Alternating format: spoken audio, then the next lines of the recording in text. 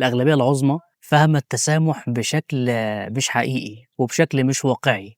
بس قبل ما ندخل في الموضوع عايز أتكلم الأول على صنفين كده من الناس بيتناولوا موضوع التسامح، ولازم أنت تعرف تميز ما بينهم.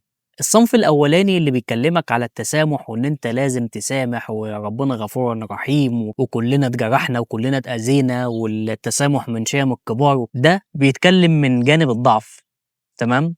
يعني بنسبة كبيرة جدًا، وأنت هتعرف تميّزهم يعني، إن هو مش واصل لمرحلة السلام علشان يتكلّم أصلًا في الحتّة دي، أو يتكلّم في المرحلة دي خالص، لكن هو بيتكلّم من باب قلة الحيلة، هو اتأذى وما عرفش ياخد حقّه، فطالع يكلّمك من نفس المبدأ ده. الصنف التاني إن هو بيكلّمك على أساس إن أنت عادي، يعني التسامح ده شيء عادي وكلّنا أصلًا جايين الدنيا وجايين نتعرّض لمواقف وطبيعي يعني إن ده يحصل، فده في الغالب عايش حياة ممكن تكون أهدى كتير من اللي أنت عِشته أو من اللي أنت اتظلمت فيه، فعلشان كده بيتكلّم من جانب الهدوء ده وكإن ما فيش حاجة يعني، أو ممكن يكون هو أصلًا متبلّد المشاعر، لإن اللي فاهم التسامح كويس عمره ما هيقول لك سامح خالص. التسامح ده مش target أنت هتوصل له، مش target أنت لازم تحققه أصلًا خالص. التسامح ده نتيجة أنت بتوصل لها بعد رحلة داخلية كبيرة جدًا، جدًا.